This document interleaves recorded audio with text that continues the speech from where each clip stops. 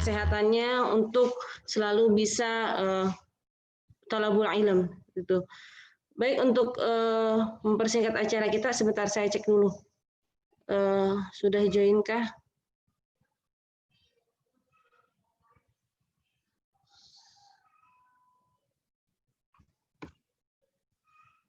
Alhamdulillah pembicara kita sudah join pada kali ini. Kita mulai dengan mengucapkan basmalah. Bismillahirrahmanirrahim. Tanpa memperpanjang kalam ya, kita tahu bahwasanya keluarga itu adalah elemen terkecil di dalam sebuah masyarakat, yang mana jika keluarganya kuat, maka masyarakat juga akan kuat. Dan kita tahu bahwasanya keluarga itu adalah sebuah inti daripada peradaban, yang mana jika ternyata peradaban keluarga itu dibangun dengan tidak baik, maka akan menghasilkan anak-anak dan keluarga yang tidak baik juga, kiranya dengan kebiasaan-kebiasaan yang tidak baik. Padahal banyak di dalam Al-Quran ya mengingatkan bahwasanya kita senantiasa Allah perintahkan untuk menjaga keluarga kita. Ya, ada ayat yang begitu sangat masyhur ya. Ya ayyuhalladzina amanu qu anfusakum wa ahlikum nara. Wahai orang-orang yang beriman ya, jagalah ya keluarga kalian, diri kalian dari api neraka ya.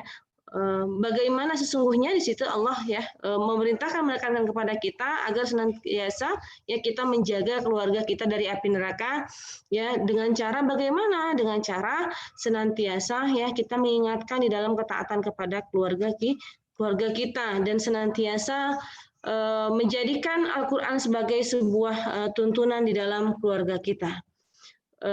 Baik, ya kita akan mencoba untuk mengetahui bagaimana ya sesungguhnya dan seharusnya ya kita menjadikan keluarga kita itu menjadi keluarga Quran ya. Kita berusaha belajar terus ya, dan menjadikan keluarga kita akan menjadi keluarga yang habitatnya adalah habitat Al-Quran ya. Apakah kira-kira bosan nggak ya kalau ternyata ke sana Al-Quran, ke sini Al-Quran? Mungkin ada, bisa jadi yang kayak begitu. Mungkin caranya yang kurang tepat ya, bisa jadi. Baik, tanpa memperpanjang kalam, sekali lagi ya saya persilahkan kepada Ustazah Ida Husnul Rahmawati ya, LC MSI. Beliau adalah S1 ya di Al-Azhar, kemudian juga penulis buku dari yang bertema 3 Hafiz Cilik Mengguncang Dunia, kemudian juga Direktur Markas Tahfiz Balita. Insya Allah kita pada hari ini akan banyak belajar dari beliau ya. Kepada Ustazah Ida, falyatafaddal mashkura.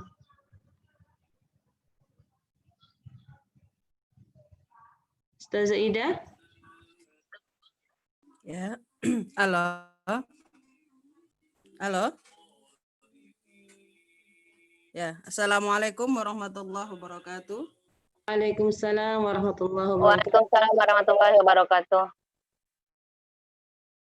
Alhamdulillahirabbil alamin, wassalatu wassalamu ala asrofil anbiya'i wal mursalin wa ala alihi wa sahbihi ajmain. Amma ba'du.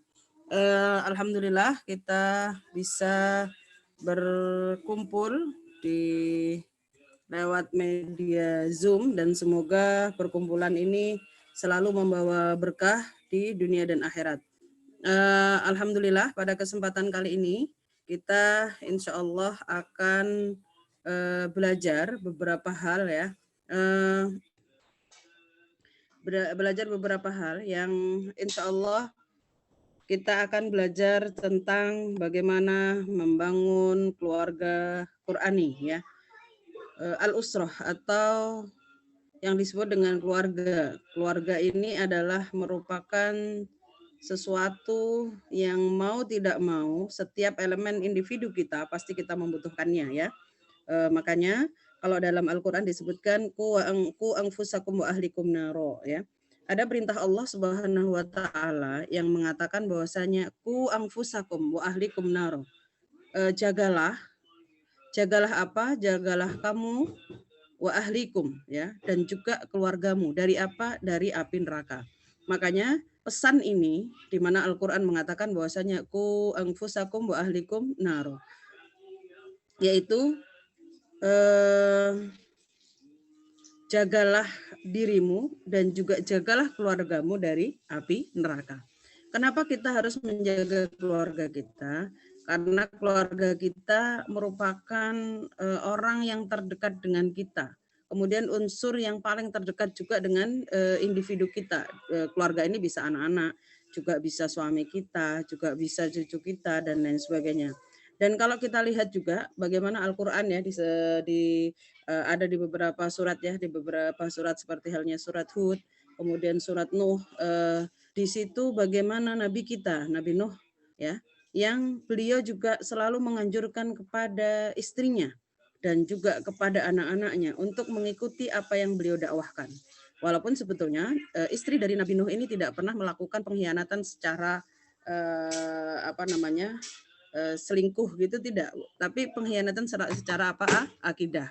Artinya beliau tidak mengikuti Nabi Nuh secara akidahnya ya. Akan tetapi beliau juga tipikal yang setia. Tetap saja Nabi Nuh juga memanggil istri dan anak-anaknya untuk kemana? Untuk menuju kepada Allah ya.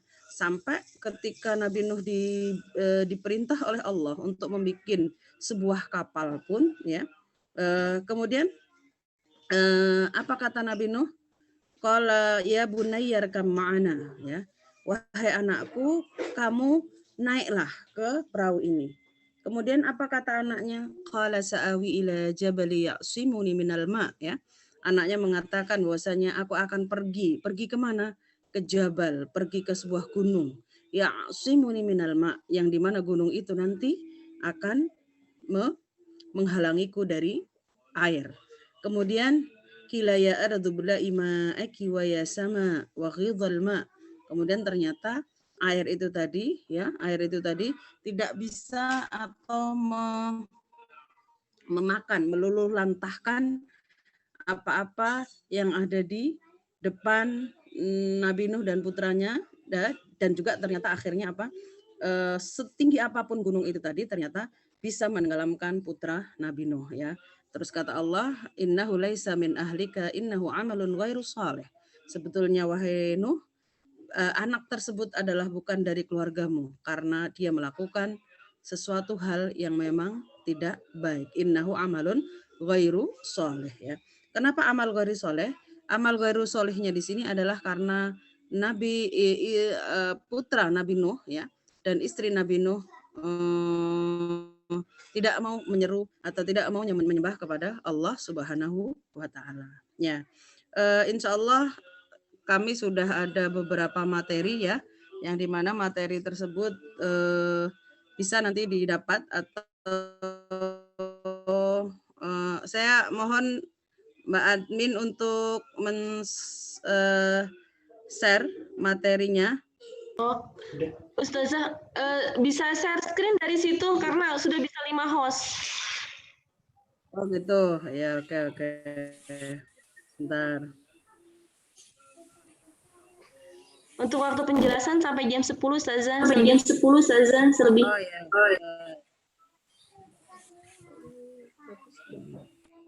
Nama bilang tolong Bapak.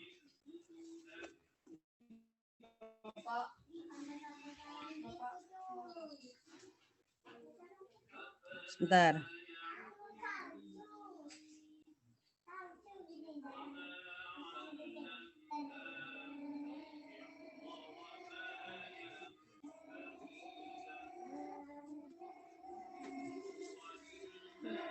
Kalau ya berbicara tentang keluarga, keluarga memang hal yang paling utama yang bisa kita selamatkan ya sebelum kita berbicara mujtama atau masyarakat dan lain sebagainya. Kenapa? Karena dari keluarga ini nanti insya Allah kita akan membuat masyarakat atau mujtama al-madani ya. Sebentar saya usahakan dulu untuk ininya. Dari sini bisa nggak? Coba.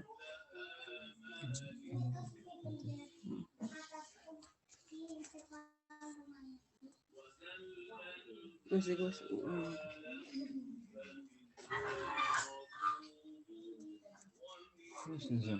Hah? Wes, share screen-nya. Materi. Sila.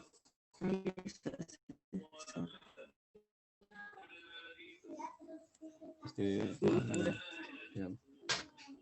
Itu dokumen dah.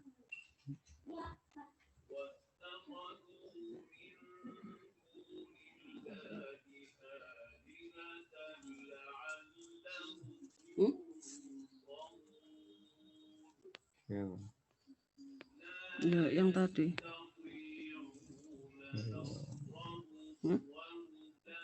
Dipindah ke mana lagi? Atau mau kami yang share, Ustazah? Ya, nggak apa-apa kalau Ya, sebentar, Ustazah.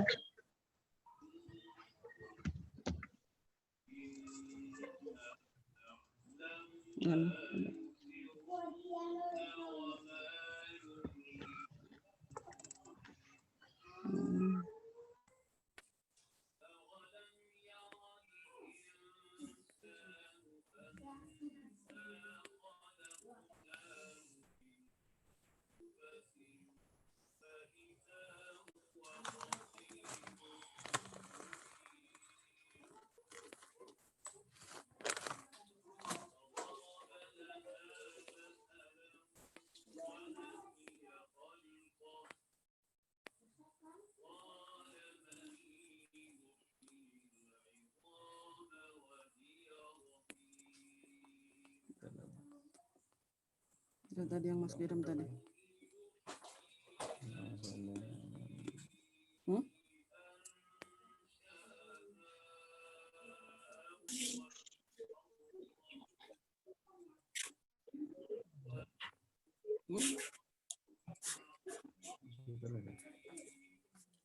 Iya. Ini dah. Ini coba kan. Jadi jangan kirim. Silakan, Ustazah.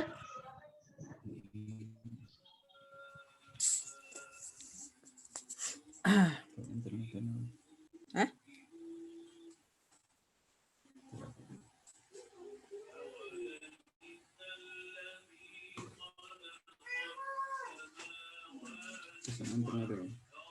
Masih? Salah. Sudah ya? Oke. Sudah, silakan, Ustazah. Oke. Ada dalam sebuah hadis disebutkan anak adalah amanah. Abnaukum amanah fahfadhuha. Ya, al-walidani huma awwalu man yarahuma al-ibn fi hadhil hayat. Sebetulnya anak ini adalah satu ungkapan yang pernah kita dapat ketika kita berkunjung ke sebuah kampung yang dinamakan Kampung Al-Qur'an ya. Karena konon semua keluarga atau semua kampung tersebut menghafalkan Al-Qur'an. Beliau mengatakan dalam sebuah stiker tersebut disebutkan abnaukum amanah ya. Anakmu adalah amanah, maka jagalah amanah tersebut ya. Terus kemudian tidak ada bayi yang lahir kecuali dalam keadaan suci. Atas kedua orang tuanya lah yang menjadikan dia Yahudi, Nasrani atau Majusi. Tafaqun alaih. Jadi memang ketika anak tersebut lahir, dia betul-betul dalam keadaan suci. Dan siapa yang menjadikan anak tersebut Nasrani atau Majusi atau Muslim adalah kedua orang tuanya.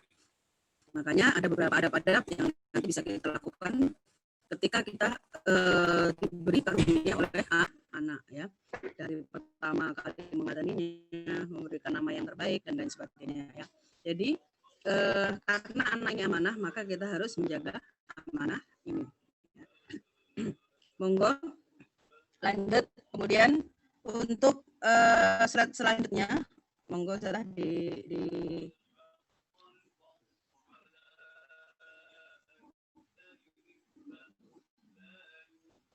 ya. Kemudian walladzina amanu wattaba'atuhum dzurriyyatuhum biimanin alhaqna bihim. Ya. Ini ada dalam surat Tur ya, bagus sekali. Kalimat di sini mengatakan bahwasannya dan orang-orang yang beriman dan anak cucu mereka mengikuti mereka dalam keimanan. Kami hubungkan anak cucu mereka dengan mereka. Ya. Dan tiada mengurangi sedikit pun dari pahala dan amal mereka. Jadi ternyata untuk apa namanya, orang-orang yang beriman, kemudian umpama kita beriman, kemudian kita juga punya anak cucu yang beriman, maka insya Allah nanti kita akan ditemukan atau dihubungkan dengan anak cucu tersebut tanpa harus terkurangi dari kita apapun sedikit pun, ya, dari pahala kita atau dari pahala mereka. Ya. Mas Ate, tolong dimatiin dulu, Beb. Adanya.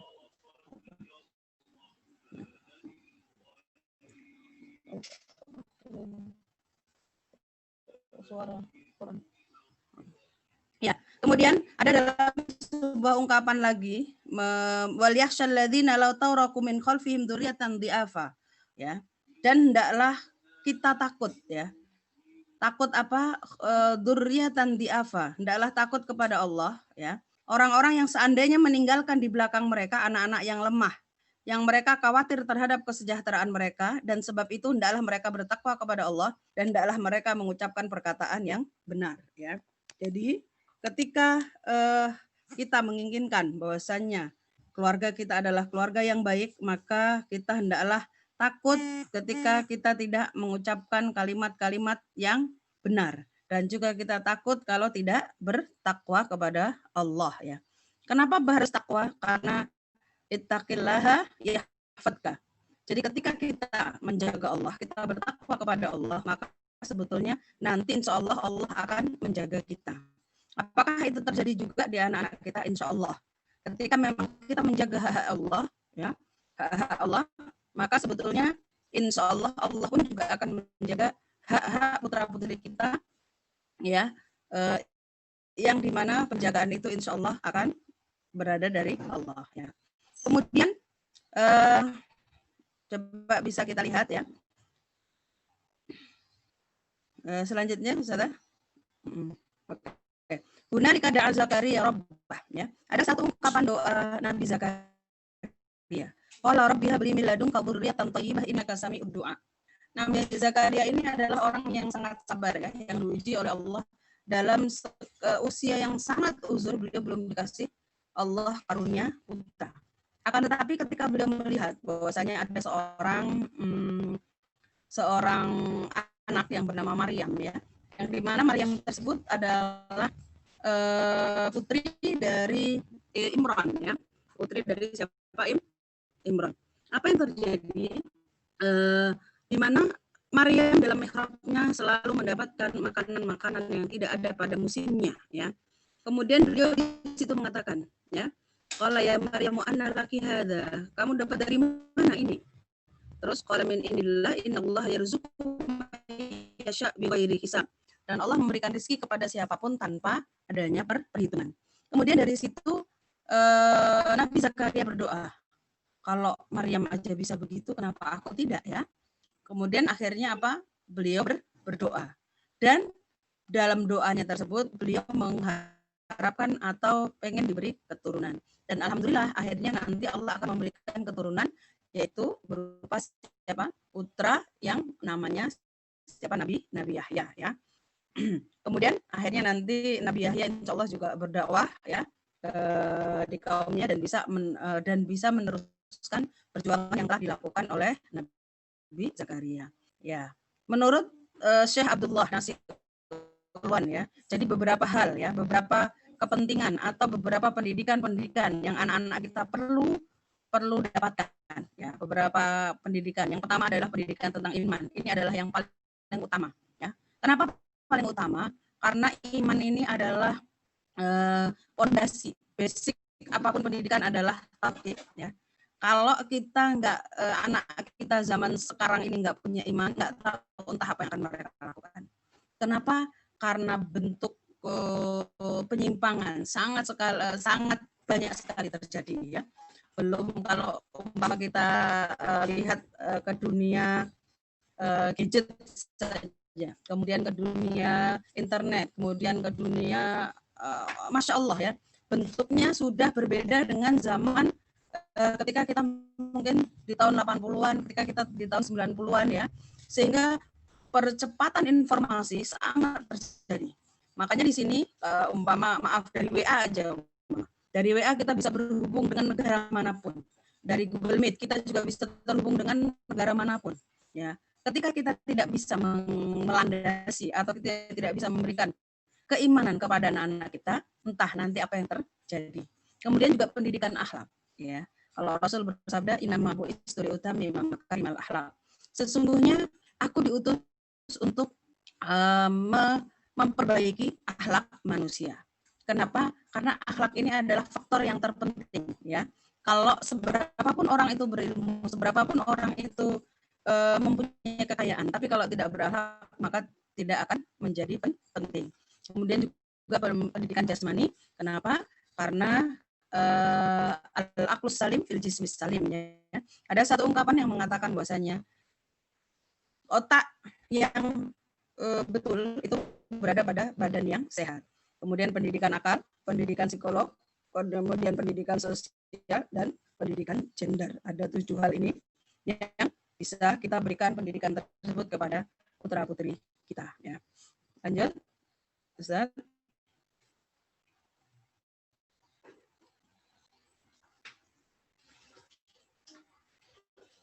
Ya. Kemudian dari Ali radhiyallahu anhu qala, "Adibu auladakum ala salasi khisalin," ya. Jadi kita disuruh mendidik anak kita dengan 3 perkara. Apa aja? Yaitu hubbun nabiyikum. Anak tersebut harus cinta nabi kita. Kemudian ya, mencintai nabi kalian dan keluarganya serta membaca Al-Qur'an. Ya. Fa inna hamalatal Qur'an, karena sesungguhnya orang yang menjunjung tinggi Al-Qur'an akan berada di bawah lindungan Allah di waktu tidak ada lindungan selain lindungannya bersama para nabi dan kekasihnya. Jadi yang Rasulullah perintahkan bukan untuk mencintai gadget, bukan untuk mencintai HP, bukan untuk mencintai game, akan tetapi mencintai yang pertama adalah hubbun nabiyikum. Apa itu hubbun nabiyikum? Mencintai kepada Nabi Muhammad Shallallahu Alaihi Wasallam. Kemudian setelah itu mencintai apa lagi? Mencintai Al-Quran, ya, mencintai apa? Al-Quran. Tasbih, tahmid itu bagus. Itu adalah zikir-zikir yang bagus kita berikan kepada Allah Subhanahu Wa Taala untuk diri kita sendiri. Ya. Akan tetapi zikir yang terbaik adalah apa? Bacaan Al-Quran kita. Ya. Dan kapan bacaan Al-Quran yang terbaik adalah ketika kita membacanya dalam waktu sholat ya, karena sehingga kalau bisa kita semak atau kita setor hafalan kita bukan hanya kepada manusia, akan tetapi kepada siapa? Kepada Allah. Kalau bisa pas sholat malam atau sholat wajib kita melakukan hafalan kita bisa kita murojaai atau bisa kita baca di sholat-sholat tersebut ya. Jadi ini sangat penting ya. Makanya di sini fa inna hamalatal Quran, sesungguhnya orang-orang yang menjunjung tinggi Al-Quran akan berada di bawah lindungan Allah di waktu tidak ada lindungan selain kepada lindungannya bersama para nabi dan kekasihnya. Lanjut slide selanjutnya, monggo.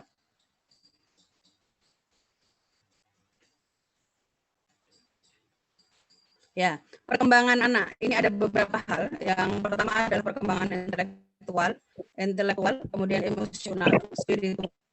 Dan 3 hal ini harus sama-sama terkait ya. Kenapa? Karena memang 3 komponen ini anak-anak harus mempunyai keseimbangan. Yang pertama intelektual atau akalnya, emosionalnya ya. Jadi emosi-emosi untuk sesuatu yang baik ya. Kemudian spiritual ya. Spirit ya atau ruh ya, yang dimana anak-anak juga harus kita didik dengan pendidikan spiritual atau kita berikan pendidikan spiritual yang nanti nantinya juga akan berefek atau berimbas kepada anak-anak didik kita ya, dan anak-anak kita. Dimulai mungkin dari di kandungan, kemudian ketika proses menyusui, kita berikan pendidikan ini. Mau tidur, ayo nak baca doa dulu, kemudian mau mau ganti baju, kita berikan doanya, mau lepas baju juga kita berikan doanya, dan lain sebagainya. Ustazah, mohon maaf, Kemudian suaranya setelah itu putus-putus ya? Suaranya putus-putus. oh gitu. Iya. Sebentar. Halo? Sebentar, coba saya pakai headset, coba. Sebentar. Mas Martin, coba dimatiin dulu.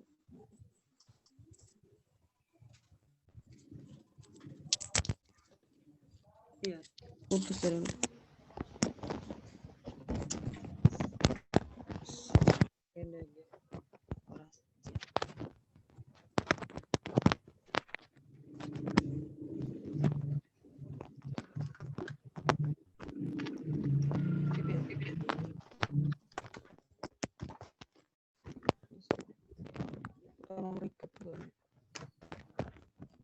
Abi, apa boleh dibukain?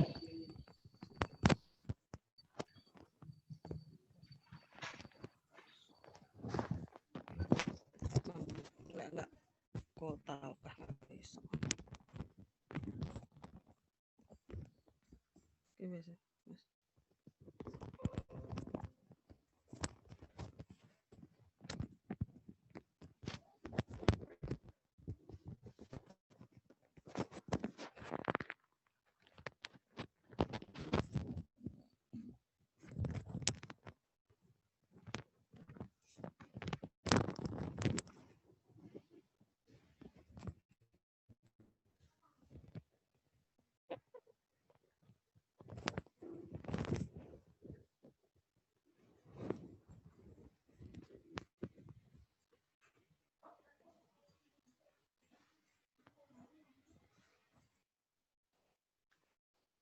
Halo, bisa dengar nggak begini?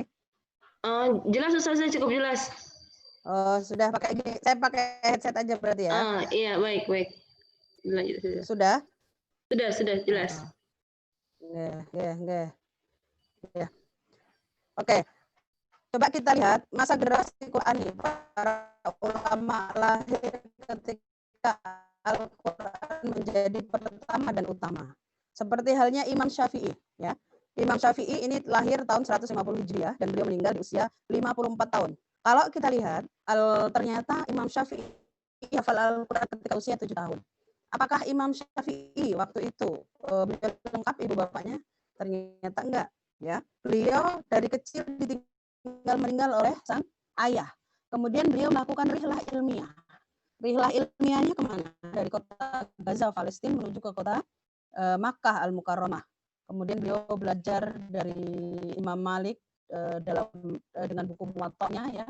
Kemudian ketika usia 9 tahun beliau bisa menjadi imam di Masjid Madinah di Masjid Makkah Al-Mukarramah, ya, di Masjidil Haram, ya. Dan ketika usia 9 tahun dia juga menjadi mufti. Kemudian Imam At-Tabari. Apa yang dilakukan oleh Imam At-Tabari? Imam At-Tabari ini beliau terkenal dengan mu'arrikh, orang ahli tarikh, mufassir, orang juga ahli tafsir, ya. Dan ternyata kalau kita hitung, ya, antara umurnya dengan karangan-karangan yang beliau karang, ternyata satu hari, ya, kalau dibagi hasil mu'allafatnya, hasil karangan-karangan atau tulisan-tulisannya, ternyata satu hari itu bisa menulis 40 sampai 60 halaman lembar, ya.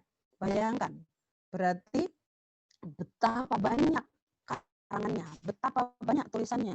Ada sebuah buku yang namanya Tarikhul Umam wal Muluk, ya. Itu juga beliau karang, ya, oleh siapa? Imam At-Tabari. Dan beliau ternyata juga mengawali karirnya dengan apa? Dengan hafal Al-Quran. Di usia berapa? Usia 7 tahun juga.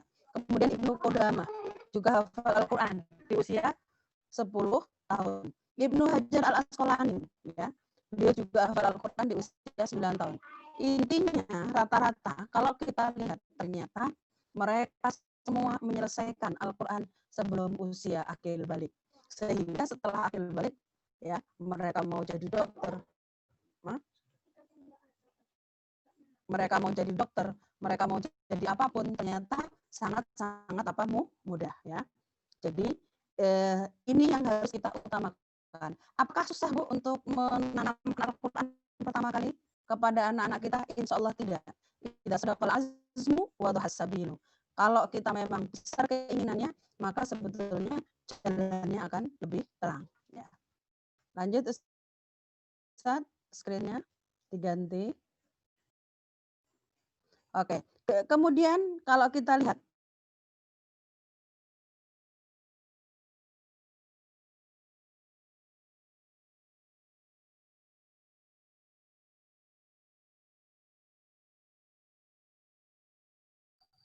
Ustazah, apakah bermasalah dengan sinyal?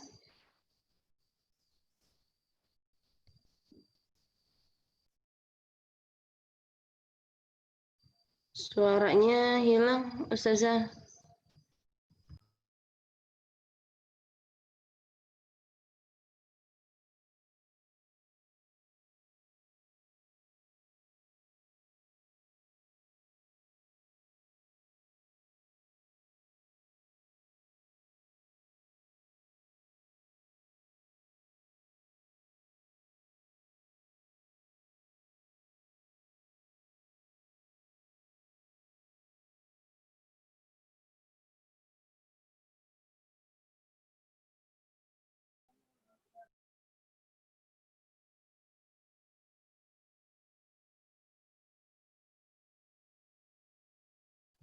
Mohon maaf, sepertinya memang sinyal pembicara kita agak kurang bagus karena beliau ada di daerah Jawa, agak jauh memang dari kita. Dan alhamdulillah sebenarnya ini makin banyak pesertanya ya, ada yang dari Kalimantan, ada yang dari Kediri. Mudah-mudahan bisa menambahkan semangat kita semua yang berada di daerah Jabodetabek, karena memang ada yang dari Bogor juga. Saya sedang mengusahakan untuk menelpon tapi belum.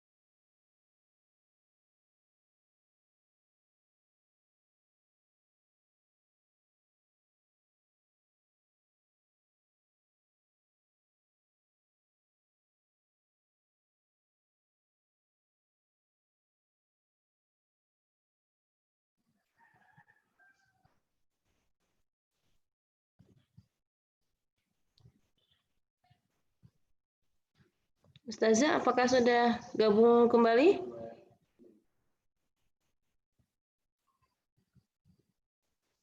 Oh, alhamdulillah sudah mulai terhubung kembali. Silakan Ustazah dilanjut.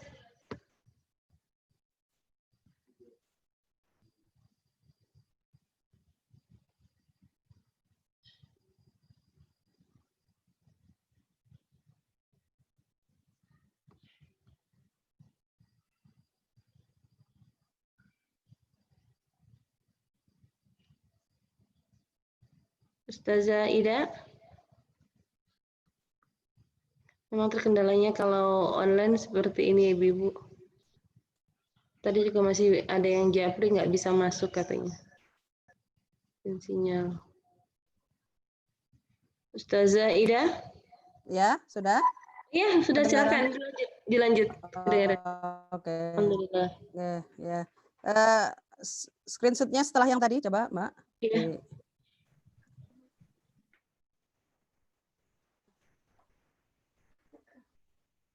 Oke. Umar bin Abdul Aziz. Umar bin Abdul Aziz ini terkenal dengan keadilannya ya. Beliau memerintah khilafah cuma 2 tahun sekian bulan. Akan tetapi tidak kita dapati satupun orang miskin zamannya. Kenapa? Karena beliau terkenal dengan sangat adilnya. Bahkan istrinya pun apa yang beliau lakukan, semua perhiasan istrinya diberikan untuk Baitul Mal. Ternyata Umar bin Abdul Aziz adalah juga beliau ternyata hafal Al-Quran saat masih kecil juga. Kemudian Muhammad Al-Fatih, siapa beliau? Beliau adalah penakluk benteng Konstantinopel. Kalau mungkin antum pernah ke Turki ya, di Selat Bosporus itu dulu adalah Konstantinopel Timur yang sangat terkenal dengan kekuasaannya ya, Romawi Timur ya. Kemudian ketika Rasulullah memerintah, beliau mengatakan bahwasanya tahun Konstantinia fala ni'mal amiru amiruha wala ni'mal jaysu jaysuha ya. Insya Allah Konstantinopel Timur nanti akan diapakan? Akan ditaklukkan. Dan siapa yang menaklukkan? Yang menaklukkan adalah seseorang ya, yang pemimpin itu adalah pemimpin terbaik dan pasukan itu adalah pasukan terbaik. Dan ternyata kabar gembira tersebut ya, kalau kita lihat para sahabat berlomba-lomba untuk menaklukkan Konstantinopel. Kemudian juga bagaimana para tabi'in juga berlomba-lomba untuk menaklukkan Konstantinopel. Akan tetapi ternyata hal ini belum bisa terjadi, belum bisa takluk ya. Baru 800 tahun setelah berita gembira ini, Konstantinopel bisa ditaklukkan di tangan seorang Al-Fatih ya, yang ketika itu beliau menjadi khalifah di usia 16 tahun dan bisa menaklukkan benteng Konstantinopel Timur di usia 24 tahun. Dan ternyata beliau bisa menjadi berhasil seperti ini berkat didikan yang pertama adalah ayahnya, kemudian sang ayah menyerahkan pendidikannya kepada 2 orang ulama yang bernama Ahsan Suddin dan juga Syekh Muhammad Qurani ya. Dan ternyata beliau juga sangat mengetahui hukum-hukum dan lain sebagainya, dan beliau juga hafal Al-Quran di usia kecil. Jadi kalau kita lihat dari ilmuwan, dari pejabat, dari pemimpin khalifah, ternyata mereka juga mempunyai andil yang sangat besar dalam dunia Islam. Mereka mempunyai kontribusi keilmuan dalam dunia Islam yang sangat-sangat besar. Semuanya mereka berawal dari apa? Dari Al-Quran. Nabda min kitabillah, mereka mulai dari apa? Dari kitab Allah Subhanahu wa taala. Ya. Lanjut. Okay. Ustazah, mohon maaf bisa diperjelas lagi suaranya ya? Ya, oke. Oke. Sudah? Halo?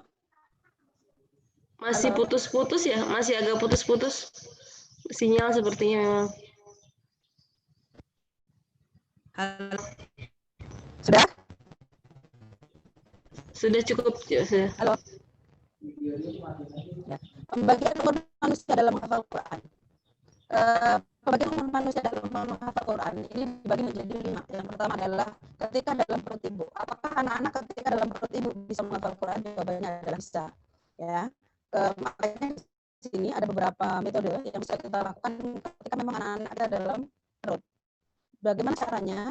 Kita bisa menyetelkan tiap hari murotal ya, yang bisa kita inginkan, kemudian nanti dijadwal ya, sehingga kalau umpama kita bisa menyetelkan setiap hari 1 juz saja, kemudian diulang menjadi 5 kali, maka secara otomatis selama 9 bulan dia sudah hatam 45 kali mendengar.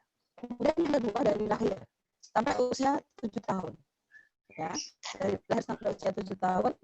Kemudian yang ketiga dari usia 7 tahun sampai usia 25 tahun. Kemudian yang keempat dari usia 25 sampai usia 40.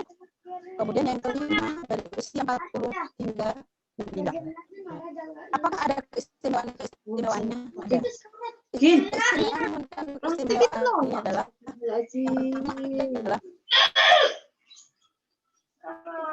ya, ketika anak-anak dari lahir sampai 7 tahun, maka mereka mempunyai ingatan kekuatan yang Masya Allah. Apakah mereka bisa paham? Ya, mereka bisa. Digangguin ke sana buang. Pemahamannya Buruan.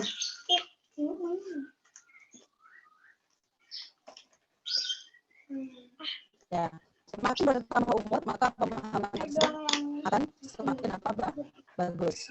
Kemudian umur 25 sampai 40 ya, kemudian umur 40 sudah tidak meninggal. Ya. Bisakah kita di tahap kedua dari lahir sampai 7 tahun anak-anak selesai dengan aturannya? Insya Allah bisa. Ketika memang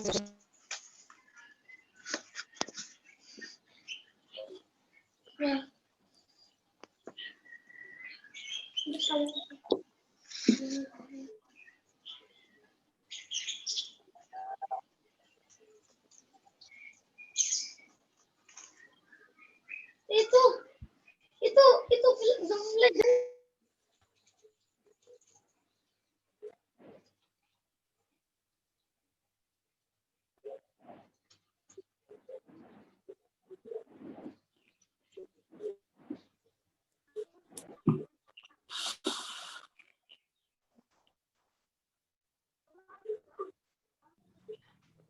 Ustazah, suaranya tidak terdengar.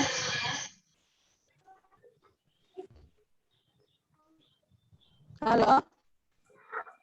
Halo. Iya, iya, halo. Sudah terdengar, Ustazah? Sudah.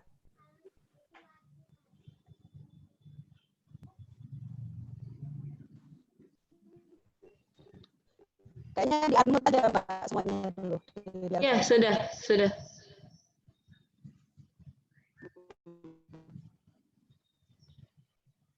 Ya, Usia silakan. 3 sampai 5 anak-anak menghafal dan menghafal. Usia 7 sampai 25 potensi anak-anak masih bisa berkembang terus. Usia 25 sampai 40 tahun potensi menghafal dan memahami masih berkembang. Usia 50 sampai 60 potensi menghafal dan memahami menurun ya. Dan naudzubillah jangan sampai kita 40 sampai 60 baru kita membentuk keluarga Qurani ya, walaupun tidak ada kata terlambat ya. Tapi paling tidak macam-macamnya ini sudah berkurang banyak gitu kalau ini ya. Lanjut Ustaz untuk ininya. Oke. Kapan mulai menghafal? Sejak usia kecil lebih baik karena itu nanti akan menjadi habit anak ya, habit bagi anak. Sejak usia kecil lebih baik karena itu nanti akan menjadi habit bagi anak. Apa sih habit? Habit itu adalah kebiasaan. Karena sebetulnya kalau kita lihat umpama kita ibu bapak tadi udah sholat subuh belum? Pasti kalau ditanya akan menjawab ya sudah sholat. Sholat subuh ini susah nggak? Iya. Bagi orang-orang yang tidak pernah memaksakan dirinya, tidak pernah menjadikan sholat subuh adalah habitnya atau kebiasaannya, pasti saya jamin akan susah ya. Bahkan bangun sholat subuh pun mereka akan sangat-sangat berat. Sama begitu juga dengan Al-Quran. Kalau kita tidak menjadikan Al-Quran habit dari kecil, maka juga susah bagi anak-anak kita untuk menjadikan kebiasaan membaca Al-Quran, kemudian menghafalnya, kemudian mengamalkannya menjadi sebuah habit. Makanya ada satu ungkapan ya, sesuatu itu tidak langsung muncul tiba-tiba, akan tetapi sesuatu tersebut pasti muncul pertama kali dari apa? Dari keterpaksaan ya. Dari keterpaksaan, habis itu muncul menjadi sebuah kebiasaan. Setelah menjadi sebuah kebiasaan, akhirnya muncul menjadi sebuah kebutuhan. Kalau sudah butuh, biasanya kita sudah merasa penting sesuatu tersebut dan sesuatu tersebut harus kita jalankan ya. Jadi kapan mulai menghafal? Usia sejak kecil lebih baik karena ketika kita menginstal habit itu dari kecil maka lebih mudah daripada ketika menginstal kebiasaan tersebut ketika sudah besar atau ketika sudah tua atau ketika sudah usia lanjut. Kenapa? Karena memang secara sel dan lain sebagainya nanti juga akan banyak menemui kendala-kendala ya dari pesan dan lain sebagainya.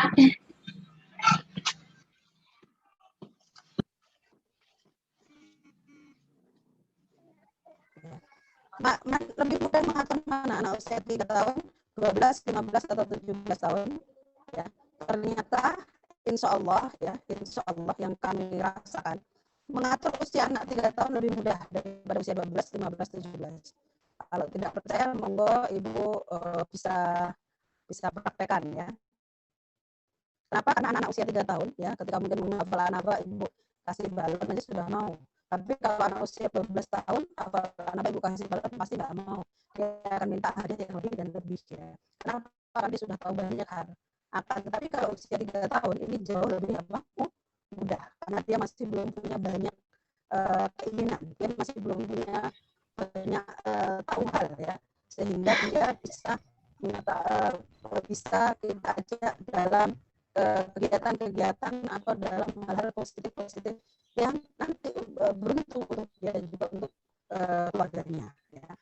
Ustazah, maaf ya, masih putus-putus ya, jadi kurang jelas. Mungkin videonya bisa dimatikan, hanya suara saja, bisa lebih meringankan untuk sinyal.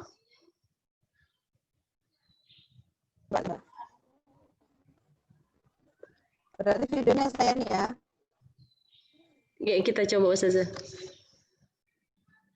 Ya, oke, sudah. Sudah. Sudah, coba Ustazah. Oke. Halo. Iya. Halo. Iya, terdengar Ustazah. Jelas tidak? Cukup sih, cukup jelas. Coba nanti kalau nggak jelas nanti saya ini lagi Ustazah ya, saya terusin lagi. Lebih mudah mana mengatur anak usia 3 tahun atau 12, 15 atau 17 tahun ya. Jawabannya lebih mudah mengatur anak usia 3 tahun. Kenapa? Karena memang anak usia 3 tahun ya belum banyak terkontaminasi apapun. Tetapi ketika anak usia 12, 15 maka sudah banyak pengaruh luas, sehingga ini nanti kita strateginya juga harus lebih dahsyat gitu ya. Harus lebih banyak strategi dibanding anak-anak yang masih 3 tahun yang mungkin dia tidak banyak hal ya, sehingga ketika kita arahkan jauh lebih enak ya. Kemudian ya, selanjutnya mohon saudara keutamaan menghafal Al-Quran di waktu kecil apa sih? Man ta'allama Al-Quran wa huwa fatiyyu sini khalaqahullahu bihi.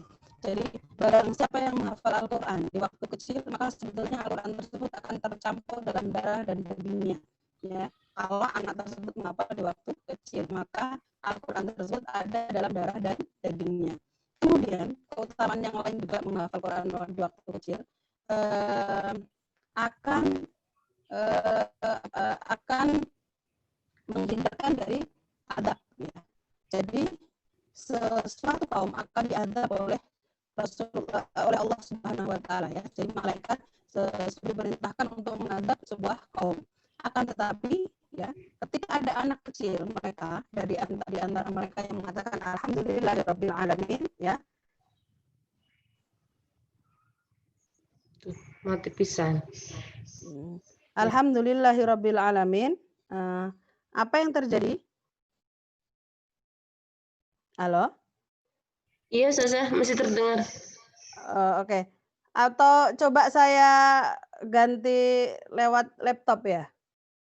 Ini udah jelas Ustazah nih. Bagus. Oh gitu. Iya. Ya. Kemudian ada seorang anak kecil yang mengatakan alhamdulillahirabbil alamin. Ternyata dengan ungkapan alhamdulillahirabbil alamin yang dibacakan oleh seseorang anak tersebut, ternyata Allah mengangkat azab selama berapa? Selama 40 tahun. Jadi tidak usah takut ketika kita, anak-anak kita dan juga keluarga kita selalu bersama Al-Quran. Kalau umpama tiap hari saja jenengan harus selalu bersama HP dan iklan TV. Kenapa dengan Al-Quran tidak ya? Karena sebetulnya apapun yang dibaca ataupun apapun yang kita lakukan dengan Quran, dengan membacanya, dengan kita bertilawah, dengan kita berinteraksi, insya Allah itu semua adalah sumber-sumber kebaikan dan sumber-sumber menghilangkan bencana ya. Kemudian juga dalam sebuah hadis lain ya dikatakan bahwasannya ketika seseorang anak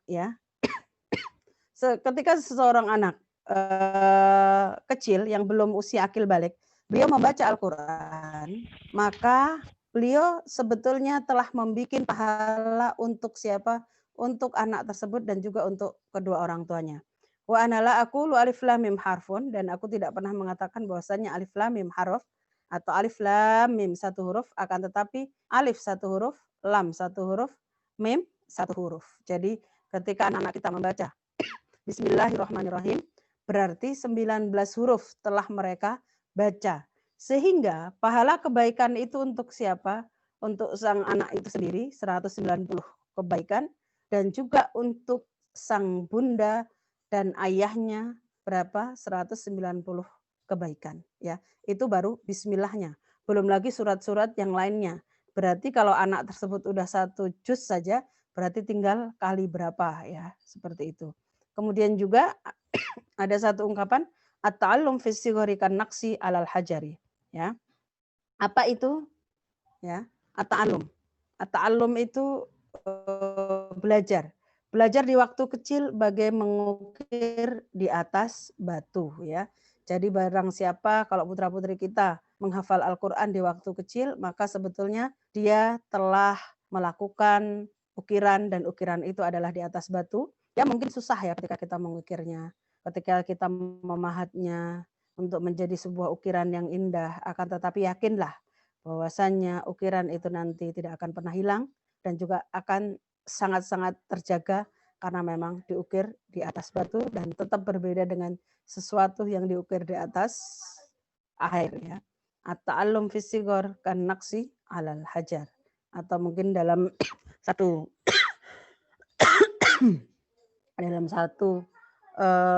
nyanyian qasidah disebutkan bahwasanya belajar di waktu kecil bagai mengukir di atas batu, belajar sesudah dewasa bagai mengukir di atas air. Jadi memang belajar dewasa bagai mengukir di mana? Di atas air. Mungkin cukup sekian, bisa nanti kita lanjutkan dalam tanya jawab, dan mungkin nanti bisa juga materinya di-share kalau memang pengen mengetahui lebih lanjut, dan juga kalau ada yang tidak paham atau kurang mengerti, bisa kita lanjutkan dalam term tanya jawab. Sekian, saya mohon maaf apabila ada kata-kata yang tidak berkenan. Billahi taufiq wal hidayah. Wassalamualaikum warahmatullahi wabarakatuh. Waalaikumsalam warahmatullahi wabarakatuh. Sebenarnya masih banyak yang belum terbahas ya Ustazah ya, tapi mudah-mudahan bisa. Ya. Nanti materi sudah saya share. Saya berharap nanti ibu-ibu banyak yang penasaran dan akan banyak pertanyaan, ya. Termasuk mungkin salah satunya bagaimana kita membentuk ya habit ya Al-Quran di dalam keluarga, karena biasanya sekalipun dia sudah dewasa Ustazah ya, kalau di pondok iya rajin tilawah, rajin ziyadah, udah di rumah nggak mau ya Ustazah ya biasanya. Ada yang kayak gitu ya, tapi mudah-mudahan tidak semua, maksud saya seperti itu. Baik, ada yang mau bertanya ibu-ibu, dari ibu-ibu? Ayo, kesempatan emas untuk bertanya dengan beliau. Ada Ustazah, izin bertanya. Oh iya, silahkan Mbak Ana. Ya. Assalamualaikum warahmatullahi wabarakatuh. Waalaikumsalam warahmatullahi wabarakatuh. Kita mohon tipsnya ya untuk membiasakan berdampingan dengan Al-Quran, atau kita mau mengajarkan anak menghafal Al-Quran dari usia 3 sampai 5 tahun itu tadi.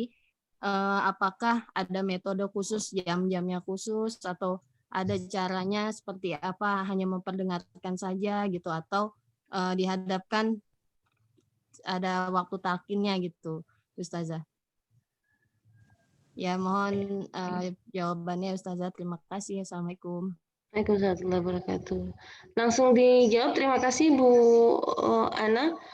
Bisa langsung dijawab Ustazah Ida?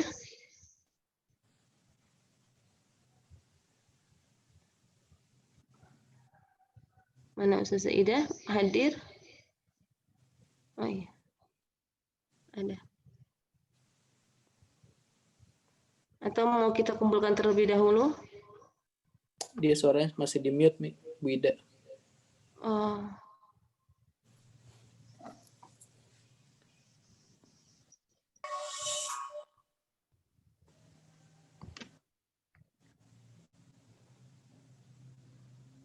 Jadi gimana nih, Bi? Beres.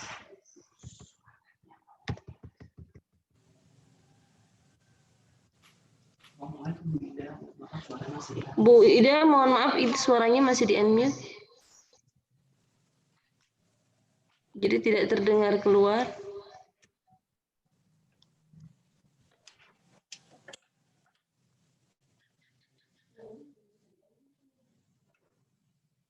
Atau kita bisa lanjut ke pertanyaan kedua, kita kumpulkan terlebih dahulu.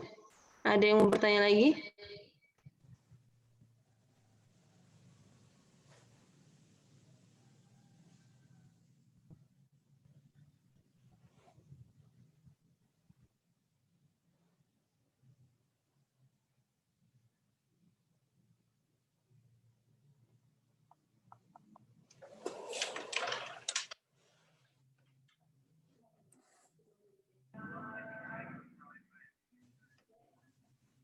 Ada pertanyaan lagi yang masuk dari Bu Dwi, mau bertanya, apakah boleh kita mengiming-imingi hadiah agar anak kita rajin hafalan? Khawatir anak tersebut menjadi kebiasaan meminta hadiah. Enggak, Ustazah Ida? Sudah ada 2 pertanyaan. Oke. Langsung saya jawab atau gimana, Langsung, Mbak? sudah 2 pertanyaan, Ustazah, Oke, yang oke. tadi yang pertama dan kedua. Ya, untuk usia anak 3 tahun sebetulnya kita bisa berbuat banyak hal ya. Dan anak-anak dengan kemampuan yang berbeda ya. Apakah bisa kita mulai talkinkan? Jawabannya adalah sangat-sangat bisa ya.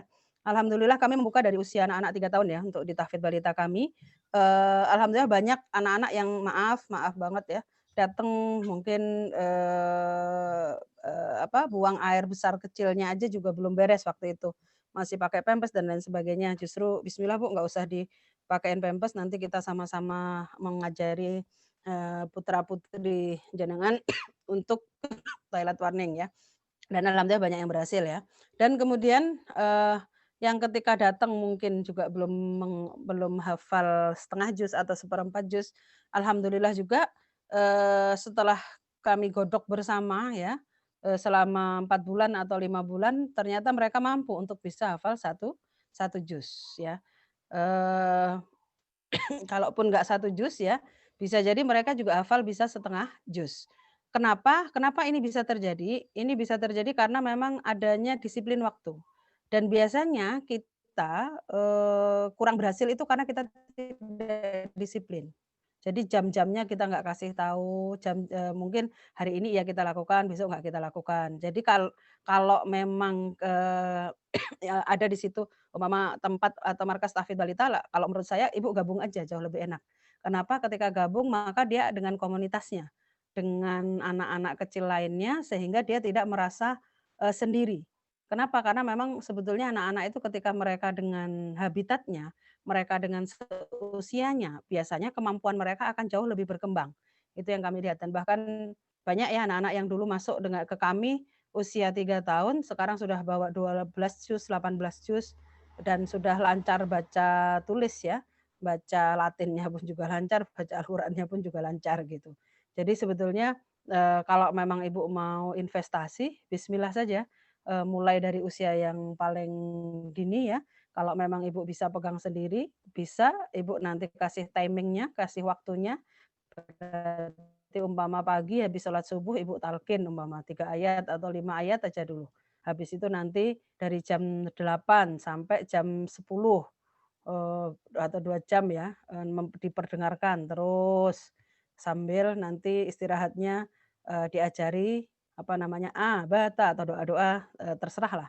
Itu nanti ketika memang rutin terus nanti ada namanya buku penghubungnya, silabusnya. Ini hari ini anakku tak ajarin ini, besok ini, besok ini.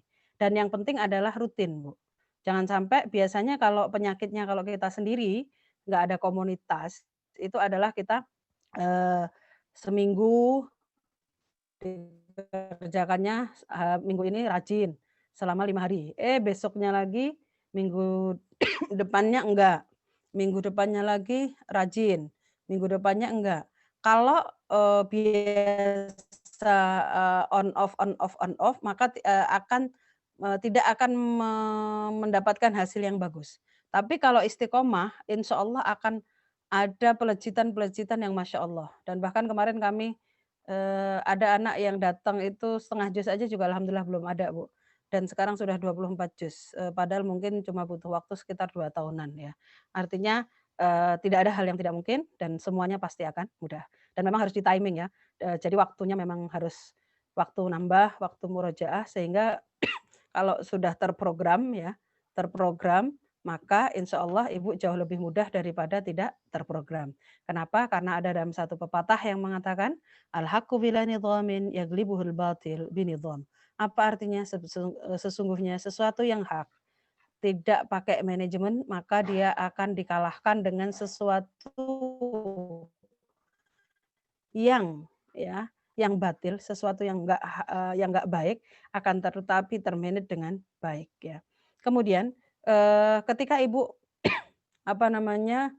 ingin memberikan hadiah atau anaknya meminta hadiah, enggak apa-apa, Bu.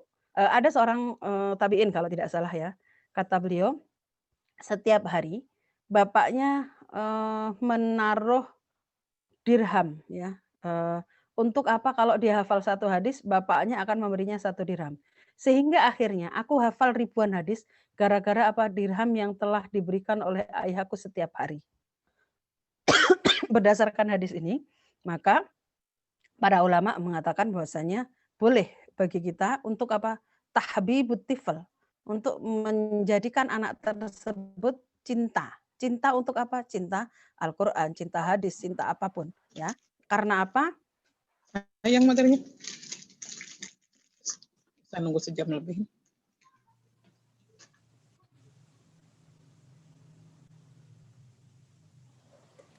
Halo? Halo? Masih terdengar jelas? Terdengar jelas, Ustazah. Lanjutkan. Ya. Apakah itu boleh? Jawabannya adalah boleh ya. Dan apakah itu nanti akan jadi kebiasaan? Insya Allah ya, dengan berjalannya waktu ya, dengan berjalannya kita kasih pemahaman-pemahaman kepada anak-anak ya, insya Allah mereka juga akan mengerti ya, bahwasanya apa yang mereka lakukan bukan untuk hadiah, akan tetapi apa yang mereka lakukan karena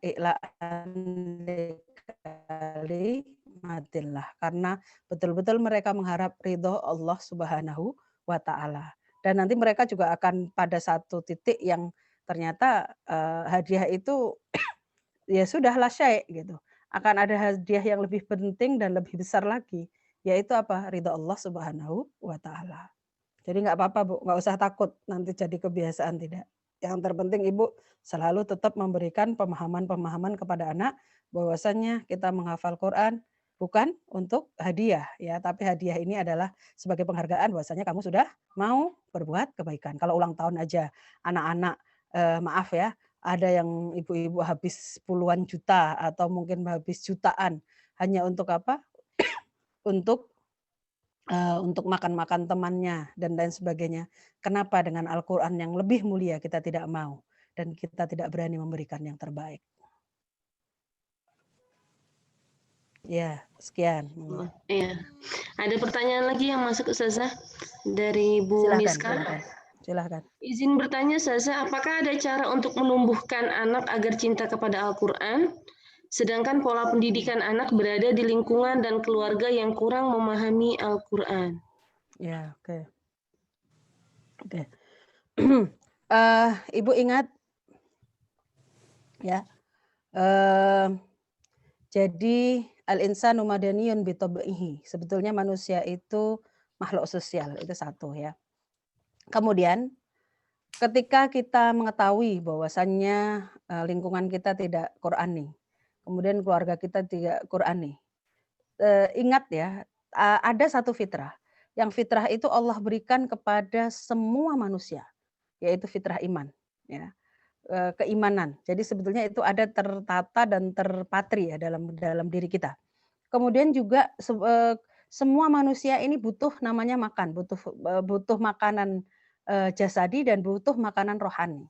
Dan saya yakin, maaf, sejelek-jeleknya manusia kayak apapun, pasti dia butuh sesuatu yang bersifat rohani. Ya. Dan sesuatu yang bersifat rohani ini bisa tercerahkan, bisa terlampiaskan dengan apa? Dengan mengaji, dengan sholat, dengan zikir ya. Kalau umpamalah jenengan semua tiap hari ke mall aja, kira-kira nyaman nggak? Saya jamin pasti nggak nyaman. Ya. Kenapa? Karena itu tidak sesuai dengan fitrah kita. Ya. Tidak sesuai dengan apa? Fitrah kita. Kalau memang lingkungan kurang mendukung, kemudian juga keluarga kurang mendukung, apa yang kita lakukan? Ya kalau saya boleh saran, cari komunitas yang baik ya. Cari komunitas yang baik. Dengan cara apa? Kalau mungkin di lingkungan yang situ nggak mungkin, carikan sekolah atau kirimkan ke pondok nggak apa-apa. Bismillah. Cari bukan berarti kita mau instan tidak, tapi kita mencarikan lingkungan yang baik untuk anak-anak kita. Kalau memang kita mampu untuk membawa lingkungan sekitar kita menjadi lingkungan yang baik, itu jauh lebih baik. Berarti kita menjadi agen of change lingkungan tersebut. Tapi kalau memang ibu belum mampu, ya bismillah, ibu carikan tempat untuk putra ibu, tempat yang terbaik. Ya mungkin sekolahnya, sehingga nanti dengan sekolahnya anak ibu sudah punya pegangan, sudah punya benteng diri yang bagus, sehingga ketika berada dalam satu lingkungan yang kurang bagus, dia nanti insya Allah akan tetap bisa dengan dengan bekal-bekal yang dia pelajari dari mana? Dari sekolah, seperti itu.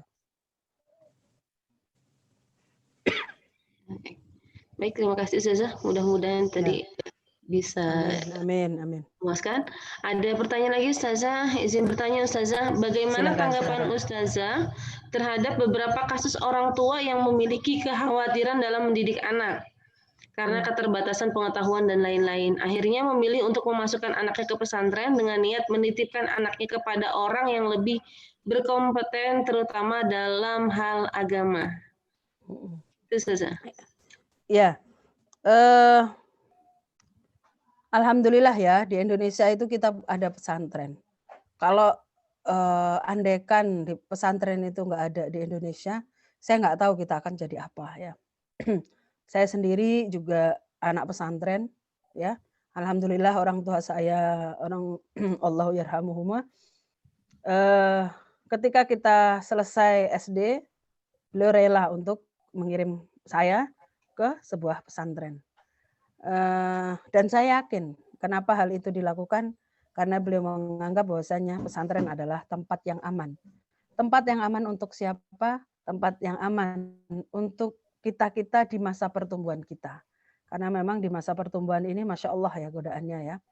Ketika anak-anak mulai beranjak menuju akil baliknya, maka sebetulnya anak-anak harus ditempatkan pada satu tempat yang pas.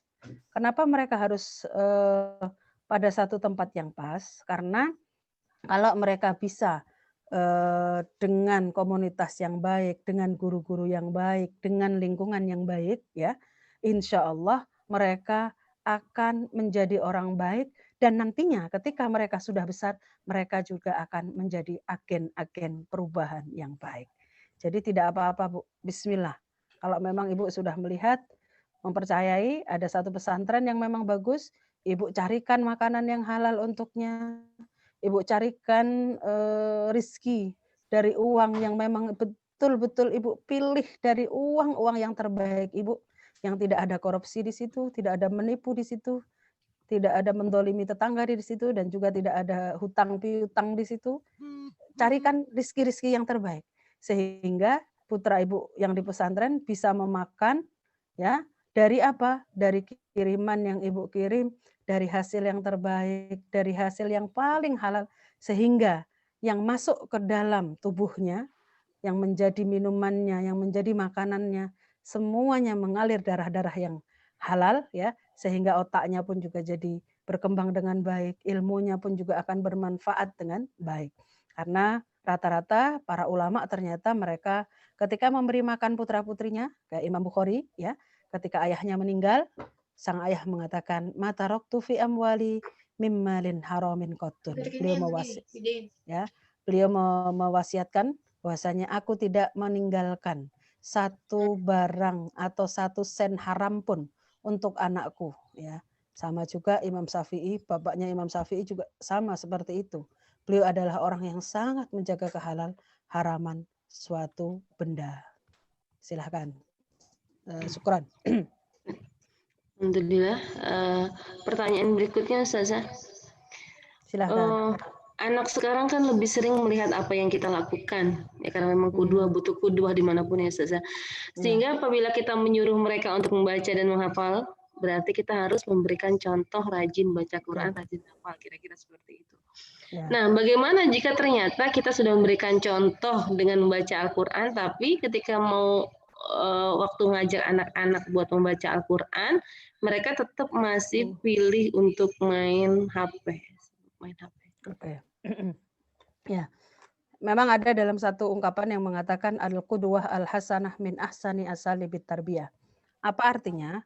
Contoh yang baik adalah uslub atau pendidikan atau metode terbaik dalam mendidik itu adalah contoh yang terbaik. Dan itulah yang Rasulullah lakukan. Ya. Dan memang insya Allah harus ada timing waktu ya, timing waktu. Umpama kalau habis subuh sampai jam 8 atau habis subuh sampai jam 7. Tidak ada hal lain kecuali semua anggota keluarga megang Al-Qur'an. Seperti itu ya. Jadi berarti tidak ada kegiatan lain selain pegang Al-Qur'an. Dan biasanya memang kadang kita tidak bersama anak ya. Kita bersama anak secara jasad, akan tetapi kita tidak bersama anak secara roh. Bagaimana Ustazah? Ya, berapa banyak dari kita bersama anak ya, akan tetapi pikiran kita ya, hati kita tidak bersama anak. Hati kita bersama WhatsApp, hati kita bersama Facebook, hati kita bersama YouTube ya, sehingga kita tidak bersama anak qalban wa jasadan ya. Jadi menurut saya tentukan waktu-waktu khusus, yang dimana waktu-waktu khusus itu semua anggota keluarga tidak ada kegiatan lain kecuali berkholwah dengan Al-Quran. Biasanya umpama satu hari itu 2 kali aja sudah bagus menurut saya. Kalau memang kita nggak usah panjang-panjang juga, habis subuh ya sampai suruk umpama, terus kemudian nanti habis maghrib sampai isya. Itu aja kalau kita jalankan 2 waktu itu tadi sudah hasilnya luar biasa. Kemudian yang tidak bisa kita tidak bisa kita lupakan juga, jangan lupa juga doakan ya. Doakan putra-putri kita dalam setiap doa kita, dalam setiap sujud kita, dalam setiap sholat kita. Kalau perlu Ibu bismillah setiap habis subuh niatkan khusus ya, karena nanti di setiap habis subuh itu ada 2 malaikat, yang malaikat itu akan selalu berdoa ya. Berdoanya mulai apa? putus-putus nih Ustazah.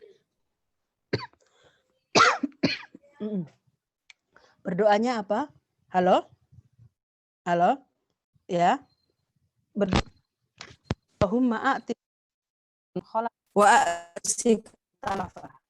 Apa artinya? Ya Allah, berikanlah kepada orang yang berinfak ganti yang banyak, dan berikanlah kerusakan kepada orang yang tidak berinfak atau menggenggam hartanya, seperti itu. Jadi Ibu nggak boleh putus asa bahwasanya rahmatullahi wasi'ah, rahmat Allah itu sangat luas ya, dan itu bisa jenengan lakukan ya kalau memang sudah qudwah, Ibu sudah bisa memberikan qudwah ya, dan qudwah itu memang nggak hanya sehari 2 hari ya. Kalau bisa dan jadi di qudwah yang keberapa itulah nanti baru masuk ke dalam otak putra-putri kita. Dan kita harus tetap selalu meminta kepada Allah bahwasanya apa yang kita lakukan, apa yang kita harapkan itu nanti Allah akan ridho, dan anak-anak pun juga akan mengikuti apa yang kita lakukan. Sekian. Alhamdulillah, Masya Allah ya, dapat pencerahan nih dari Ustazah. Masih ada yang penasaran untuk bertanya? Dari ibu-ibu? Satu lagi boleh. Ini Masya Allah saya sangat terinspirasi dari Ustazah Ida. Jadi beliau ini mempunyai markas balita tahfiz yang mana dimulai dari jam 3 subuh ya Ustazah ya. Ya, sempat Iya, Ustazah. Masya Gitu. Allah, anak-anak itu diboyong dari rumahnya masing-masing kemudian untuk tahajud di tempat Ustazah.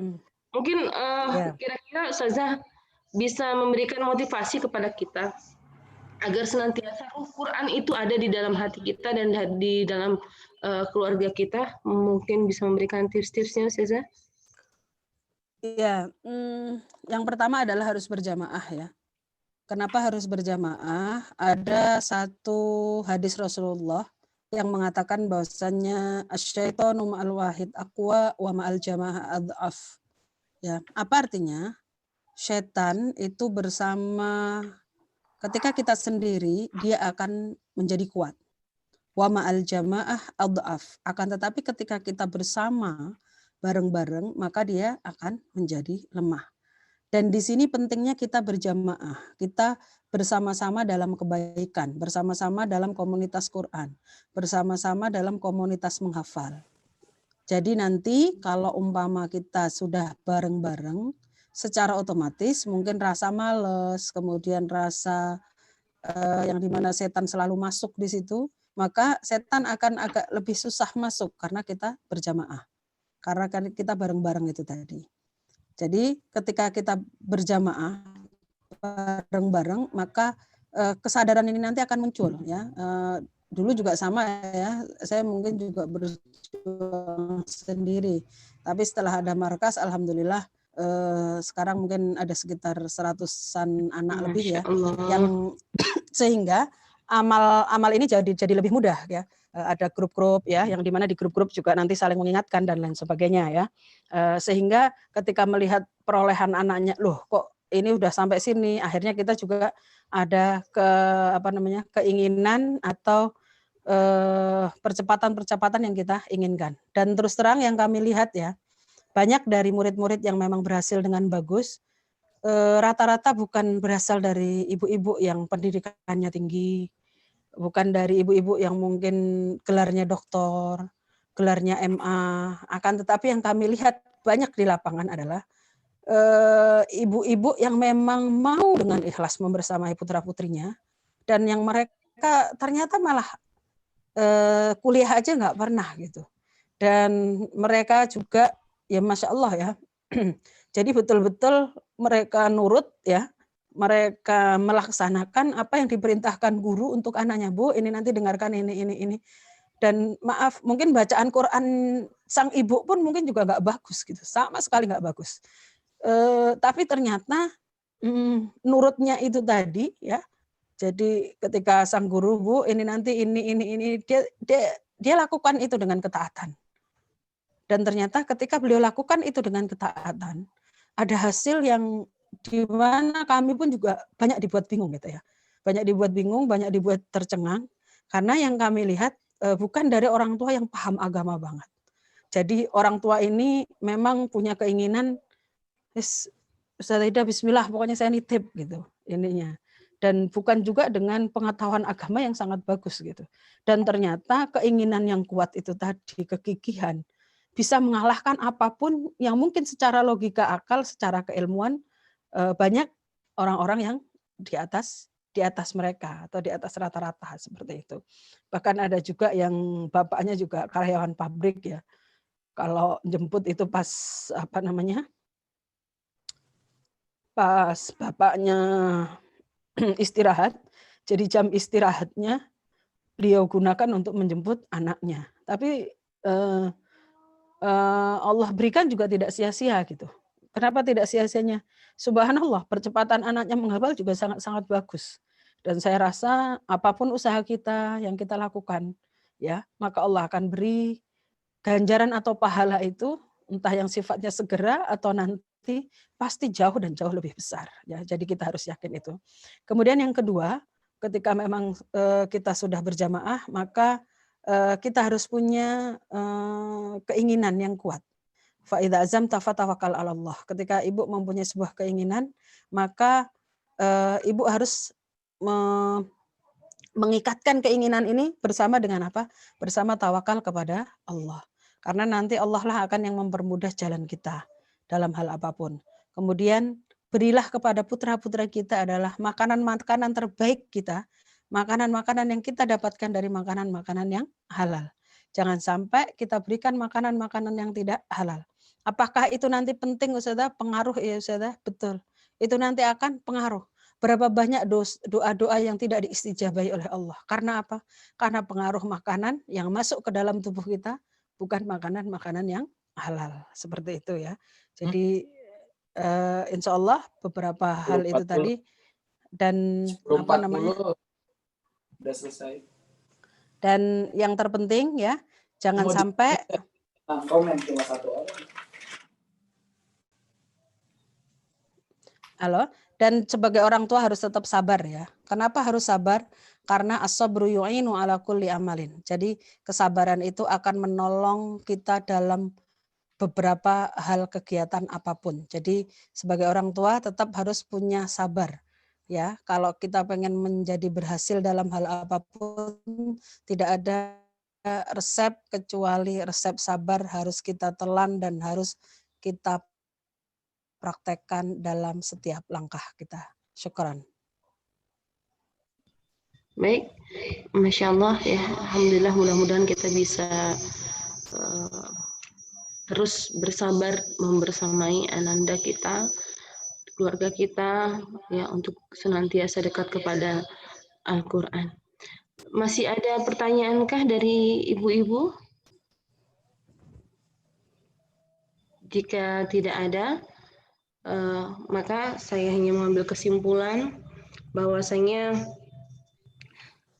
utama ya dalam membentuk keluarga Quran itu adalah kedisiplinan ya, kedisiplinan di mana memang kalau kedisiplinan itu adalah merupakan sebuah nizam ya yang memang harus kita tegakkan di dalam keluarga kita ya, karena kalau kita tidak disiplin maka yang ada nanti anak-anak akan leha-leha menyepelekan bisa jadi ya, karena biasanya banyak ibu-ibu yang emut-emutan juga di dalam membimbing anak-anak ya. Hari ini talkin, besok lupa, ya talkin lagi, lupa lagi. Makanya anak-anaknya juga azamnya kurang ya, seperti itu. Kemudian anaknya ya digabungkan dengan komunitas ya atau markas-markas tahfiz yang memang bisa mendukung kondisi dan semangat anak, karena bagaimanapun akan beda suasananya ya ketika anak itu kita ajarkan di dalam rumah sendiri ya, sepintar apapun kita saya yakin ya, tapi kalau anak-anak tidak memiliki teman atau komunitas yang memang serupa istilahnya ya, seruh dengan ruh Quran dengan anak-anak kita, maka akan kurang efektif, kiranya seperti itu ya. Kemudian juga jangan lupa memberikan hadiah ya. Ini kalau di markas tahfiz balita banyak hadiahnya ya Ustazah biasanya ya, karena anak-anak itu suka hadiah ya. Jadi nggak apa-apa. Tadi kan sudah diceritakan bahwasanya apa ada ya salafus saleh yang memang setiap satu hadis dikasih 1 dinar gitu, Masya Allah. Memang uangnya habis, tapi uangnya habis, insya Allah habis untuk yang bermanfaat, saya yakin. Habis untuk ilmu. Ya, begitupun mungkin dengan ibu-ibu yang mondokin anaknya sekarang sampai belasan juta, ya mudah-mudahan itu menjadi investasi amal yang sebenarnya itulah harta terkekal kita, ya, untuk persiapan anak-anak kita. Ya, kemudian juga hadirkan roh jamaah ya di dalam keluarga kita, ya, karena kalau kita sendiri maka syaitan itu akan lebih kuat ya untuk terus menggoda kita ya. Kita lebih asik dengan gadget ya, kiranya seperti itu dilema saat ini ya. Padahal kalau kita salafus saleh dulu, kalau bagaimana interaksi salafus saleh dengan Al-Quran, yaitu ya seperti interaksi kita sekarang dengan HP. Ya, Masya Allah. Jadi memang tidak akan pernah lepas itu ya salafus saleh terdahulu dengan Al-Quran. Seperti itu. Kuatkan niat, ya, berikan makanan terbaik, ya, teruslah bersabar. Mudah-mudahan Allah berikan kita syafaat dari Al-Quran yang kelak ila yaumil akhir. Hanya itu Ustazah, mohon kita akan mengakhiri dengan doa. Jadi mohon Ustazah untuk memimpin doa untuk penutup hari ini. Insya Allah. Ustazah nggak Ustadz itu aja. Siapa tuh Ustadz Imam Imat itu? Seiman. Beliau aja yang berdoa. Itu saya saja pakai punya anak, akun anak.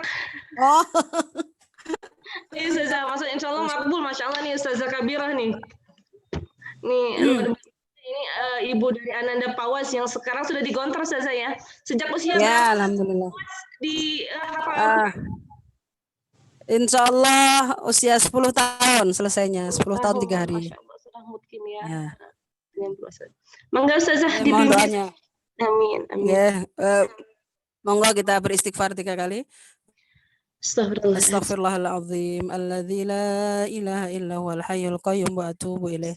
Astaghfirullahaladzim alladzi la ilaha illa huwal hayyul qayyum wa atubu ilaih.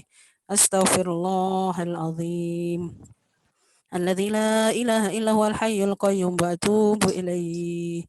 Allahumma shalli ala sayyidina Muhammad wa ala ali sayyidina Muhammad. اللهم صل على سيدنا محمد وعلى آل سيدنا محمد.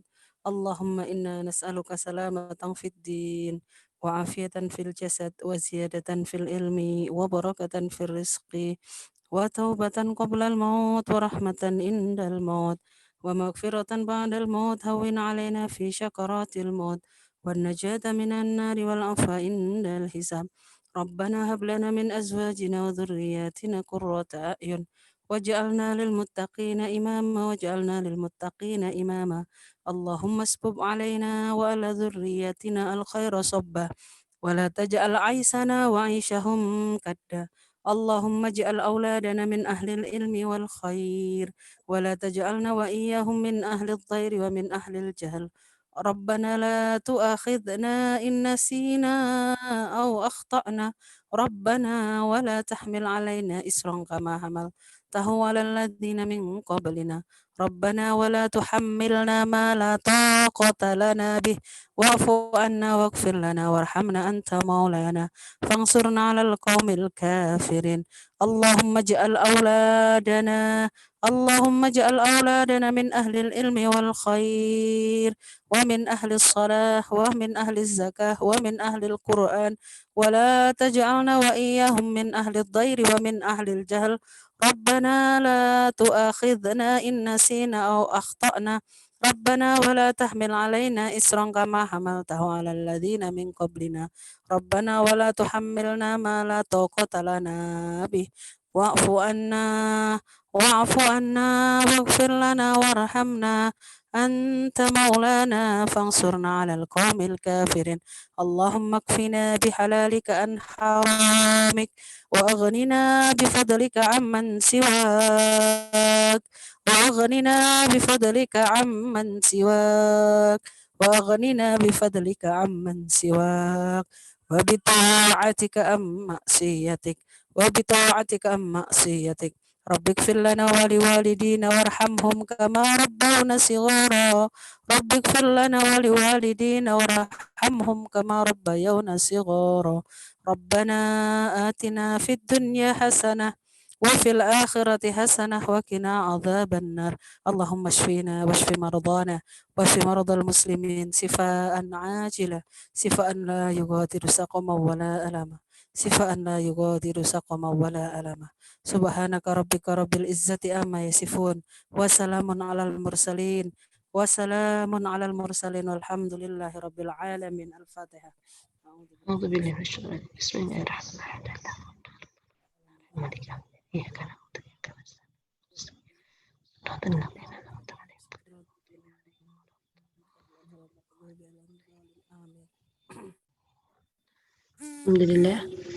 Alhamdulillah Rabbil Alamin.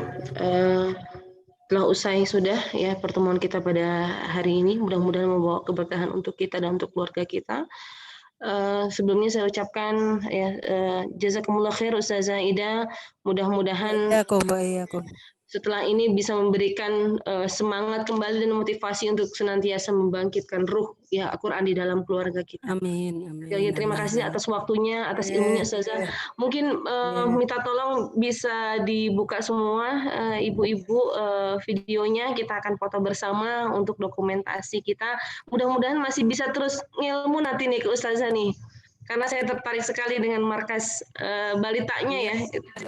sangat-sangat menginspirasi bagi yang lainnya. Ya, Itu insyaallah. iya, nggak kebayang itu anak-anak balita Insyaallah, dibawa insyaallah. subuh ya Ustazah ya, Masya Allah, untuk qiyamul lail dan murojaah. Ya.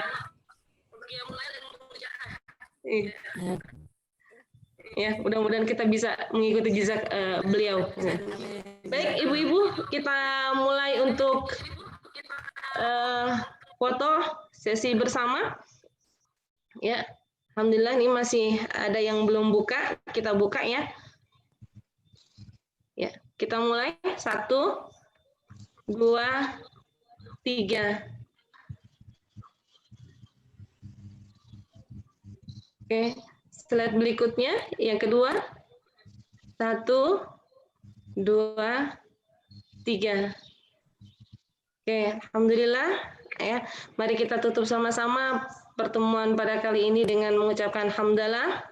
Saya ucapkan terima kasih kepada ibu-ibu semua yang sudah membersamai ya kita semua untuk senantiasa menuntut ilmu, senantiasa memperbaiki dengan ilmu-ilmu baru kita. Mudah-mudahan bisa terus semangat ya menuntut ilmu, bisa terus semangat memperbaiki kualitas ya ruhiyah keluarga kita.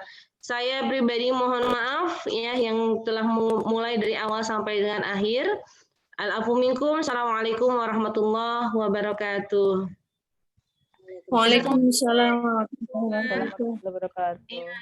Mangga, Lev. Waalaikumsalam warahmatullahi wabarakatuh. Syukran Ustazah. Jazakallah. Jazakallah khair. Ya, wa Jazakallah.